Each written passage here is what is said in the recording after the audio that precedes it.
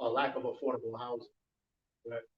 So I want to ask you, what would you do as mayor to address the issue of the lack of affordable housing?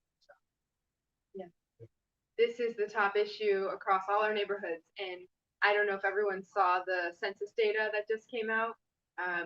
The official count of how many people live in each one of our neighborhoods and cities across Massachusetts. It showed that Massachusetts is growing, Boston is growing. I think we grew by about a little under 10% in our population. So something like, I think it was 70,000 more people than compared to 2010. But with all that new growth, the number of Black Bostonians able to live in our city went down compared to 10 years ago. Our families are getting pushed out, and it's because of housing, it's because of transportation, it's because of schools that are under invested in. And so this is urgent. We cannot kick this down. We can't kick the can down anymore. Sometimes, yeah, my first language wasn't English, so sometimes I get those phrases. Anyway, what I mean to say is we got to take care of it now. And there's a plan that I put out. There's a bunch of pieces. One, we need to use whatever we have in terms of city resources and create more affordable housing. That means building more affordable housing directly, not just waiting for private developments to kick in some that we can do something with, but for the city itself to build more. We can look at city buildings like libraries or some parking lots that the city owns and build on top of that with affordable housing for our residents. We need to make sure that it's home ownership as well, that we're helping people with down payment assistance, because that's how we close the racial wealth gap. Even if you find a place you can rent and afford in that moment, you're still at the mercy of your landlord in a lot of cases until they decide to boost that. And then we can simplify our processes to build more affordable housing as well. I will say that I'm the only candidate in the race who supports rent control, who supports the idea that it is an emergency not just to create more affordable housing, but to keep residents here right now. And there's a lot of different things what people mean by rent control. It's a lot of different options that we have. But right now, we can't talk about any of it because of a state law, a state ballot initiative that happened decades ago. Boston should be able to protect our residents and to be able to offer reasonable regulations on how we are keeping rents from being out of control in the city. Thank you. Would you like to sit right here? Hi, how are you? Great. Good. My name is Sharon. Sharon Powell. I have a salon in Mattapan, professional image. And you touched on my question as soon as you started.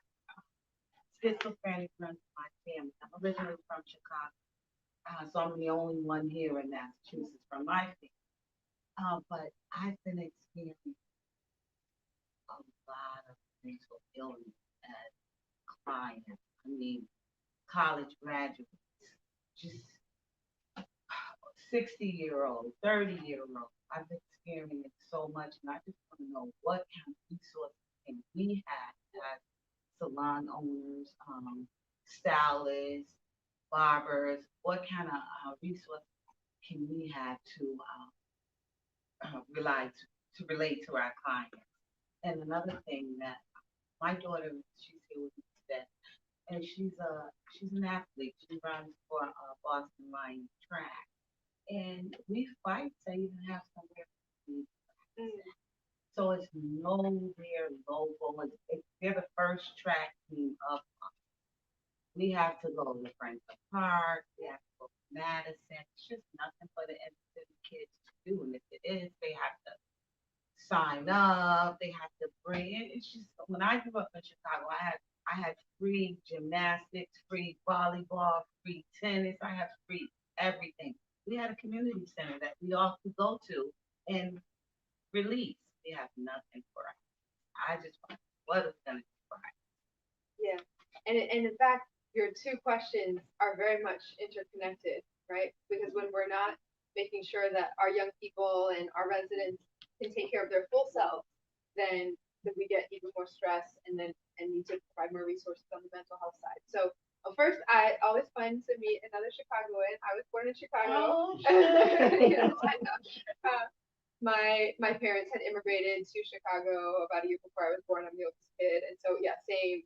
Free museums, parks, parks and stuff like that.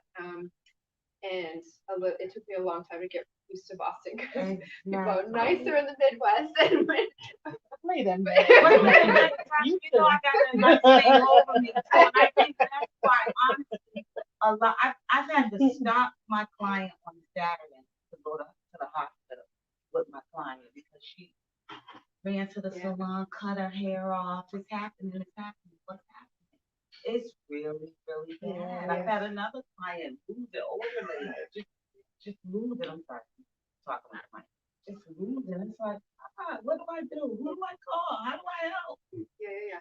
So, okay, so speaking of another city, New York did something a couple years ago that I thought was a really good example of what city governments should be doing. They basically started something called mental health first aid, and the idea was that at a certain time when we were growing up, people were trained on how to do CPR or like the idea of how to recognize when someone else might be in need of some sort of help. And to think about that, we should have the same exact kind of training and awareness when it comes to mental health as to physical health. And so for city workers, first of all, to make sure that we're doing that training, and then to make those resources available to other first sort of frontline workers, essential workers like you all. The Boston Public Health Commission is a resource where they do have some support. They have trauma teams that go out into the community. They have they offer some services for direct treatment and mental health, but you don't know about it until you go on the website and then you can sign up and this and that and the other. So we have to do a much better job of bulking that program up. And then I would love, knock on wood, if elected mayor, we should make sure to do a special session through Barber Time and Boston Public Health Commission and just make sure that we are thinking about how we can better partner and be able to connect people in real time to the resources that the city has at least. And then, we're sitting in the city that probably has the most healthcare expertise anywhere on the planet, all in one place, right? People invented the vaccine, one of the vaccines here, there's amazing hospitals, that it often feels so out of reach.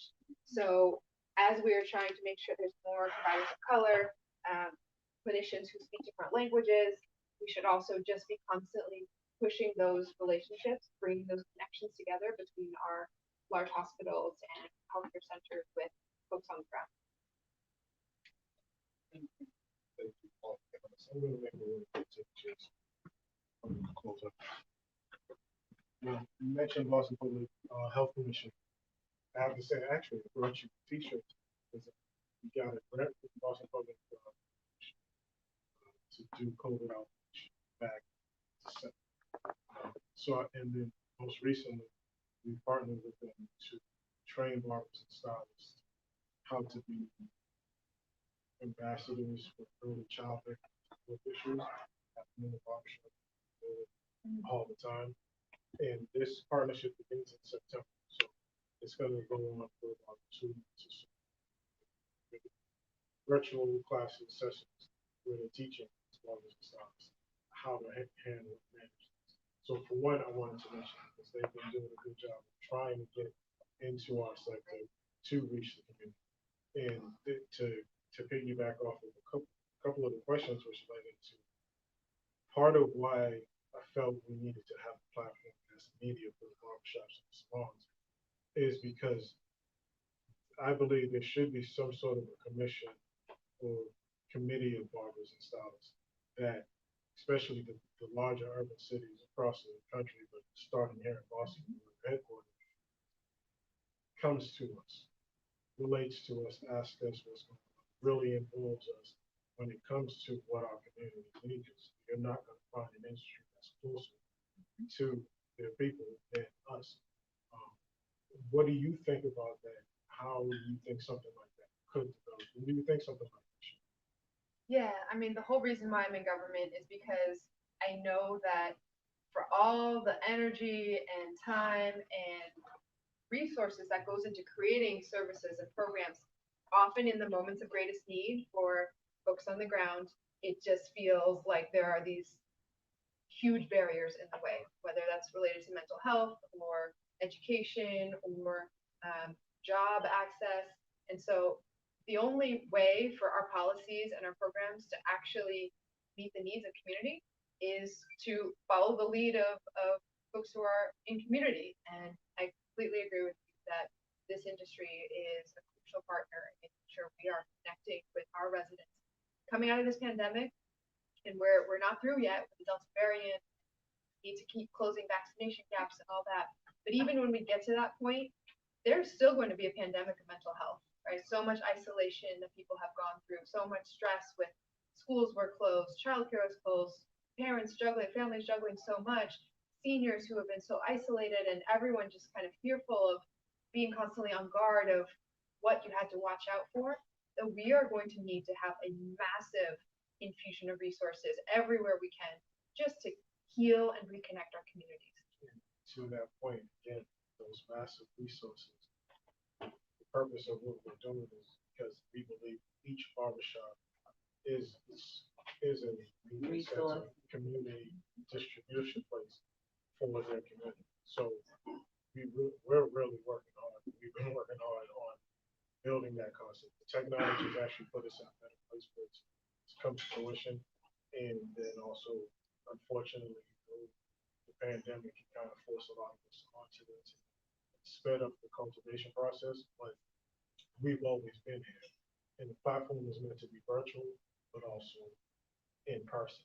And the in person is always the biggest key. So I know you're running for the mayor, and I give no wishes or where it goes, but I do wish you luck and pray for, if you do get the position, that you do well, because obviously in Boston, we do want to stay headquartered. But I want to leave you with the last words. For our industry, how do you feel you can move and help us help? Well, first, thank you so much for creating this platform and for making sure that you're not just helping your own family, your own customers, but you've built a huge network to connect people all across the city, all across the state and country. When I was there for the presentation, it was a national group coming in to give that presentation. So I'm in awe of what is happening in communities all across our neighborhoods. Boston doesn't need a savior in the role of mayor. We're not trying to pick one person who's going to go in by themselves and decide things and sign things and then announce it to everyone. This is about opening the doors of City Hall and actually getting City Hall out of City Hall into the neighborhoods and into the streets. So this is what we need to do. We're in a really important moment, whether it's our schools, whether it's mental health, or getting our businesses and economy back up and running, or in Boston, all the heat and storms and the climate impacts that we're seeing. The decisions we make in the next 3 to 5 years will determine what the next 3 to 5 generations in our city have before them. And so I am leaning on you all as partners in that, and look forward to being back often on this platform and here in your shop. All right, now as for the city of Boston, there was one question that's kind of linked. There's a quarterback controversy down in England between Cam Newton and young Baxter. As the mayor of Boston, these are the type of things you're going to have to answer. So, who do you think is going to get the starting job? These are the most dangerous questions. Yeah, they are. So, I will say that when Cam Newton came to town, I think I was the first elected official to officially use his language and all the symbols and all that to put an official welcome out there. So I'm a fan, and I like to, stick with my folks. Yeah. That's it. But go ahead and give everybody your contact. How to vote for you. Yeah, we're getting down to the wire. So the first thing to know is that we need to change this, but in Massachusetts, there's still a 20-day deadline that you have to register to vote before the election. So if you want to vote in the September 14th mayoral election, you have 2 more days to register. August 25th is that cutoff. You go online on City of Boston's website and register first. And then the election is September 14th, Tuesday. You can check where you vote at wheredoivote.ma.com. But there's also early voting and mail-in voting this year as well. So everyone who's registered to vote now should have gotten a form in the mail. If you want to request a mail-in ballot, you can fill that out, send it back, and then they'll mail you the official ballot. Or you can vote early. That will begin September 4th in different neighborhoods. You don't have to go for early voting. You don't have to go to the one closest to you. You can vote early in any neighborhood location at the it's by your work, if it's by your mom's house, you can go anywhere. September 4th, September 5th, I believe it's the 6th and the 8th, and then election day itself, you can also go. Michelle Wu, thank you for sitting down with group panelists. Alex, thank you for hosting. Really Absolutely. appreciate it. Tasha, you know I love you a long time. Shiz, we got some work to do. Yeah, absolutely. Sure, I think Sharon, I have. another long time. I just want to close off with one thing to Yeah, say. sure. Absolutely. So I want to thank everybody on this panel. Thank you guys for coming down to Marvelous Barber Lounge, and Michelle Wu, absolutely. Definitely appreciate you sharing your ideas and your strategies on how to help the community. To just close it off with one thing, and right now I know COVID has been a hard thing on businesses, freelance workers. So the question that I have to think is related to our industry, people who are 1099s, who are, had a hard time getting, any type of funding, because the way that those loans and those PPPs were designed was mostly for people who are on W-2s on payroll. And this goes back to, again, I didn't think they thought about people who are 1099, so contractors and subcontractors. Our industry has big subcontractors, especially people who rent chairs in barbershops and salons. Do you think if another shutdown happens or going forward, you think this is something the city will look over to redesign and rethink this structure, how to restructure 1099 employees? So the city has a separate small business grant program, but the 1099 and W-2 PPP program was at the federal level. So I will make sure in my whatever role I have, whatever capacity, I can connect with our federal representatives, our congresswoman's office, our senator's offices, to make sure that is, because there were a lot of things that didn't go right the first time around, and they had to fix them, and even some things, towards the end that didn't happen because they weren't really understanding what was the situation on the ground. So I will always be an advocate and a voice for that. The city unfortunately can't control those distinctions, so usually at the federal level. But what I will say is that the city should be doing everything we can to avoid another shutdown, right? That is period. Ideally, we don't even have to go there, because we are this close to ending the pandemic and trying to make sure we can keep making vaccination available, go door to door, protect people as we're getting through this spike of the Delta variant, because I don't think our economy can take another shutdown. So we need to do everything we can to keep people safe.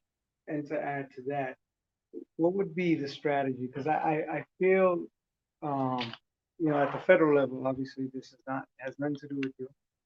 There hasn't been a solid plan on how to educate people about the vaccine. Just like an Amber Alert can come on the TV and they can tell you a child is missing. I feel like because this is a state of emergency, I feel like we can take 2 minutes and just educate people, about the safety of vaccines versus, why you should be vaccinated. Because there are a lot of people who are anti-vaccines, and I know we live in a world where, it's pro-choice, and that's absolutely right. But I think in this circumstances where it's life or death, I think these are things that education can get to people in a better form, better fashion. Yeah, absolutely. And trying to offer the protections too. We're not talking about forcing anyone to do anything. A lot of folks have said to me they are, they might have an allergic reaction. They tend to have this or that concern, and so no one's saying that people are going to be forced to do what they don't want to do. But in the moment where you're leaving your home after you've made your own personal decision, and then your behavior is now potentially going to cause impacts on other people, that's when we just make sure there's some protections. And so I've been very loud and vocal saying we need to do everything we can, and if we do it early and now, it'll be much more temporary than if we wait and then it's too late to actually prevent things again, and then we're going to have to go towards a shutdown. Can I just say one thing? I'm sorry. I try not to say it. I'm not vaccinated. I don't want to be vaccinated for my own personal reasons. But when you give the education on it, I think, I don't know, it's kind of offensive when I feel like people assume that when you're not vaccinated, that you don't have the education on it. When it goes both ways. People that got vaccinated are lacking in education on it as well. And that's why they make the comments that they make. Yeah, does that make sense? Yes. Yeah, I think what sometimes we don't do well in government is really meeting people where they're at, right? We tend to make assumptions or just sort of put people in buckets or things like that. There should be every possible physical location, method of communication, type of outreach, and again, at the end of the day, is there someone's individual decision, and then it's government's role to make sure, well, in the public spaces where people are still coming together, what are the cool steps? And to that point, to both of you all's point, I believe things are simultaneously true. And the message that's being put out is usually on one side, get the vaccine, save the people. The truth is, it protects you as an individual, and not necessarily anybody else. But the messages have never portrayed to both sides true. And I just really believe that should be pushed, truth on both sides, and maximizing. But we can't stay here all night. We probably would like to have a follow-up, especially if you get into office. It'd be a really good idea. And I know you guys have maybe some more questions, but we do have to wrap it up this anyway. But before we go anywhere, there's one thing we make all of our guests. Can you please, barber time all the time. All right, let's go together. Ready? 1, 2, 3. Barber time all the time. Michelle, congratulations. We hope you do well. If you do well, great. Thank you.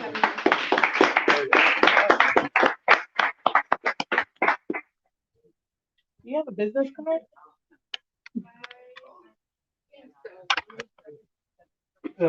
Wait.